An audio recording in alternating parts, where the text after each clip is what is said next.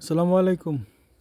এই তো রমজানের 2-3 তারিখে আমার গাড়ির অবস্থা হয়েছিল, অ্যাক্সিডেন্ট করছিলাম। এই যে গাড়িটা নিয়ে নিয়েছিলাম, গাড়ি ঠিক করছিলাম। তো ঠিক করতে গেলে আমার প্রায় এখানে 1 মাসের উপরে, পুরো রমজান মাস গেছে, তারপরে আরও 15-20 দিন গেল, গাড়িটা ঠিক করা হয় নাই, ঠিক করতে পারে নাই, অনেক সময় লাগলো। এই যে গাড়ির অবস্থা ছিল, গত রমজানে 3 রমজান না 2 রমজান অ্যাক্সিডেন্ট করছিলাম।